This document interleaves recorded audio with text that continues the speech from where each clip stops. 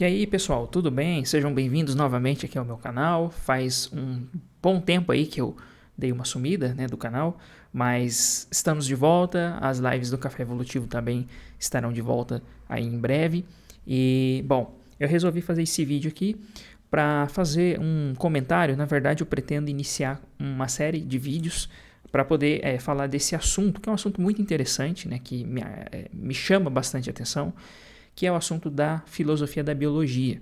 Então, esses vídeos que eu vou produzir daqui para frente, eu espero não demorar muito, né, entre um vídeo e outro. Nós vamos comentar, então, alguns pontos, né, alguns aspectos, alguns assuntos que são debatidos aí dentro do assunto, né, dentro dessa grande área, né, aí que é a filosofia da biologia. Tá? Então, nesse primeiro vídeo, eu gostaria de trazer para vocês aqui alguns comentários a respeito de um tema bastante interessante, que muitas vezes é até pouco falado, né, pouco visto, pouco debatido no YouTube, né, que é o assunto relacionado a teorias e leis dentro da biologia. Né? Isso é um assunto bastante importante da gente conversar. E essa nossa conversa de hoje, que eu pretendo que não seja muito longa, seria um vídeo curto para tratarmos de questões mais básicas mesmo relacionadas a esse assunto. Na verdade, essa série de vídeo, praticamente toda, ela vai ser baseada primeiramente nesse livro aqui, chamado né, Filosofia da Ciência Biológica. O autor é o David Hull. É uma versão já antiga do livro, né? É dos anos 70, 1970 alguma coisa, tá? E, bom, e aqui, esse primeiro vídeo, então, ele vai se basear no capítulo 3, né? Não apenas o primeiro, mas vários outros vídeos serão feitos baseados nesse capítulo 3, que é onde ele trata dessa discussão sobre teorias e leis em biologia. Então, a pergunta fundamental que o David Hull traz aqui no início do capítulo é o seguinte: será que existe teorias e leis dentro das ciências biológicas? Será que nós podemos dizer que existem leis científicas, né, no campo da biologia? E se existe, ou melhor dizendo, e será que existe teorias científicas? Né? Então, até mesmo nesse aspecto, muitas vezes o autor ele traz também esses questionamentos, né?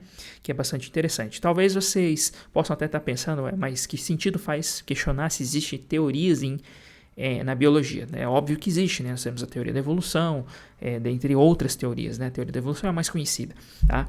E, bom, nós vamos discutir isso, tá? Então, nessa primeira parte, eu gostaria, então, de comentar, né? Fazer alguns comentários sobre a introdução a esse assunto, né? Então, o David Hull, né, ele traz uma perspectiva bastante interessante, que é a seguinte, né? Então, como eu disse, ele começa fazendo esses questionamentos, claro que esses questionamentos não é apenas do David Hull, ele se baseia também em outros autores, né, que precederam ele, que escreveram sobre o assunto, mas o ponto fundamental aqui dessa primeira parte do capítulo, né, do questionamento, é que, segundo o próprio David Hull ele cita um autor chamado J.C. Smart, né, de 1963, né, em que ele diz o seguinte, em que não há teorias biológicas análogas às teorias solidamente construídas, né, na física.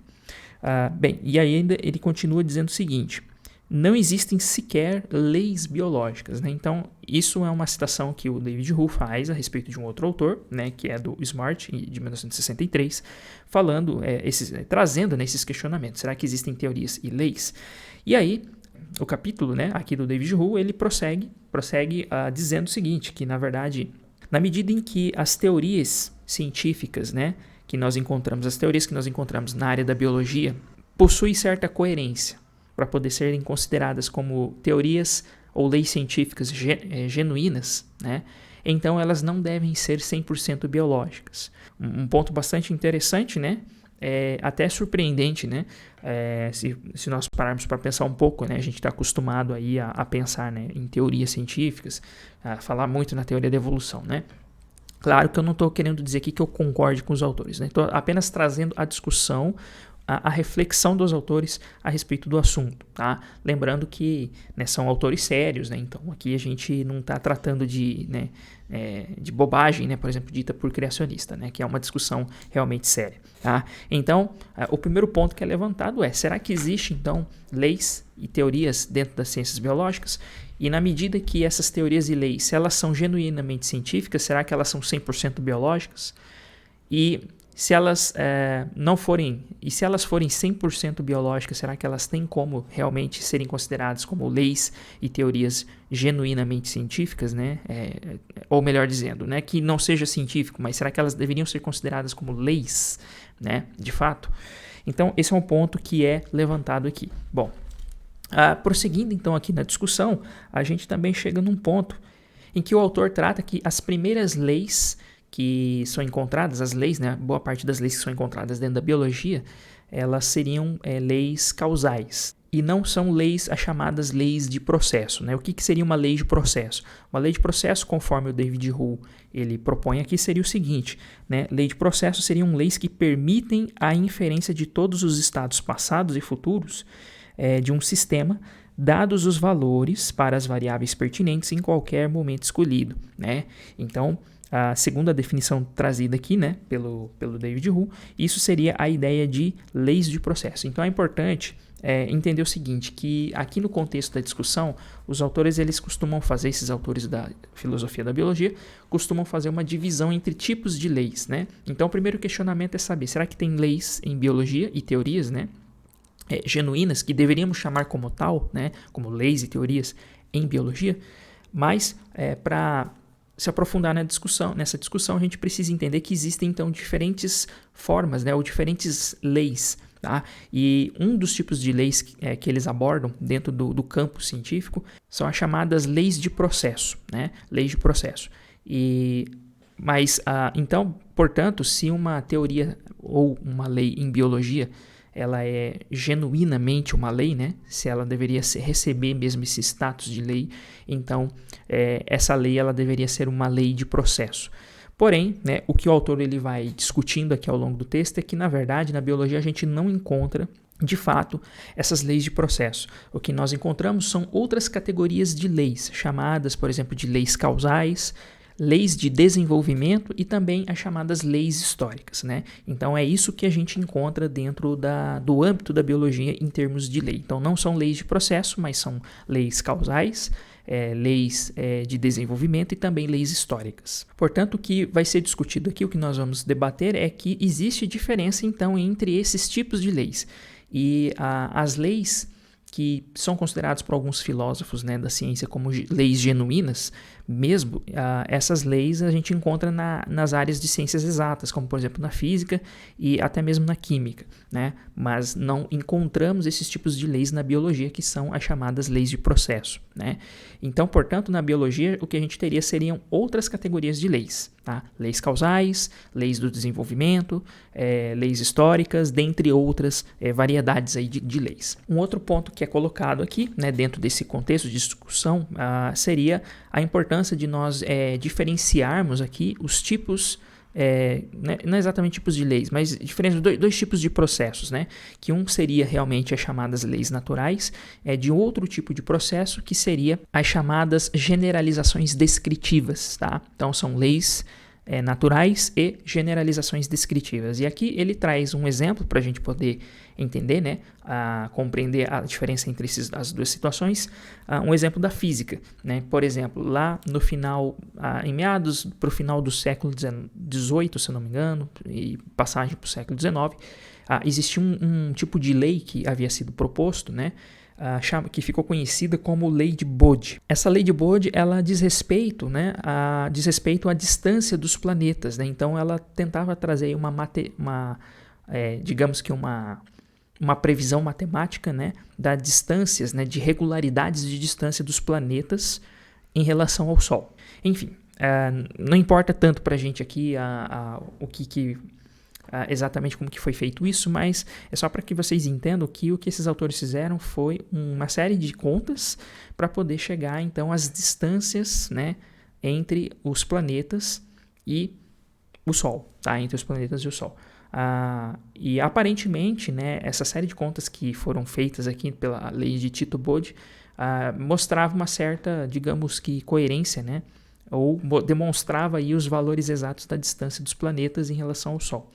Aparentemente, né, mas na verdade a gente percebe que há várias incoerências e que, na verdade, ela não segue exatamente isso. Então, por exemplo, depois da descoberta dos planetas Urano e Netuno, se percebeu que essa lei de Bode realmente não fazia sentido, porque Urano e Netuno não seguia esse padrão, né? Bom, então, na verdade, o que aconteceu é que essa lei de Bode ela não é, né, não deve ser considerada ou não pode ser considerada como uma lei científica genuína, mas é simplesmente a descrição, né? A descrição aí de uma certa regularidade observada, né? A descrição ou uma generalização de um padrão que foi observado, é só isso, né?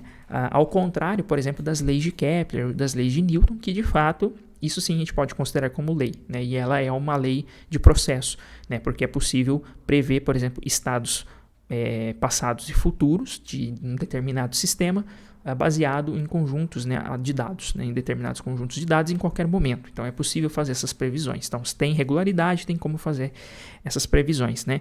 Então, no caso tanto das de Newton e a lei de Kepler. Bom, então, neste caso, as leis de Kepler seriam uma lei mesmo e de Bode não. A lei de Bode seria apenas uma generalização, uma descrição de um padrão observado, né, e que se deve, muito possivelmente, ao acaso, né, esse padrão aí de distância de planetas, né, com relação à série de contas aí que o pessoal fez, né. Bem, e um outro ponto aqui, né, para a gente finalizar essa primeira parte da discussão, é que nós podemos encontrar muitas vezes situações muito similares no campo da biologia com relação a essa lei de Bode. Então, às vezes a gente pode encontrar possíveis padrões dentro do mundo biológico que num primeiro momento parecem até mesmo ser uma lei, mas na verdade ela está relacionada muito mais aí ao acaso, né, do que a uma necessidade propriamente dita. Por exemplo, um exemplo que é dado aqui é em relação aos tipos de aminoácidos que compõem as proteínas, que existem dois tipos, os chamados, né, aminoácido L e D. Tá? Não vou ficar explicando exatamente aqui a diferença entre um e outro, está relacionada aí à geometria da molécula, né? Depois vocês dêem uma pesquisada na internet, que é o aminoácido L e D, tá? Os seres vivos são formados por os aminoácidos do tipo L, né? Só que a questão é que não existe aparentemente nenhuma obrigatoriedade, né, das formas de vida adquirirem esse tipo de conformação de aminoácido do tipo L, né? Ou seja, isso foi algo que ocorreu ao acaso. Todas as formas de vida, né, só utilizam o aminoácido L, porém a vida poderia ter começado com os aminoácidos D. Tá? Não há aparentemente nenhum tipo de lei, né, ou nada que obrigue que a vida ela necessariamente se utilize só de aminoácidos L e não do D. Tá? Então esse que é o ponto. Então esse é um exemplo de uma descrição, uma generalização, algo que pode ser descrito dentro da biologia, mas não pode ser considerado como lei. Né? Isso não é uma lei que a vida ela necessite, né, apenas de aminoácidos L. Tá? Então esse que é o ponto que é colocado aqui. Certo? Bom, então esse é a primeira parte da discussão, né, que é trazida aqui pelo David Hu, que eu gostaria de trazer para vocês. A gente pode parar por aqui então esse vídeo de hoje e aí nos próximos vídeos, né, a gente vai discutir um pouco mais sobre os outros tipos de lei, né? Então a gente tem as leis causais, as leis históricas, leis da filogenia e assim por diante, leis do desenvolvimento, que nós vamos então diferenciar, né, vamos trazer aí as definições e entender melhor como que são essas leis.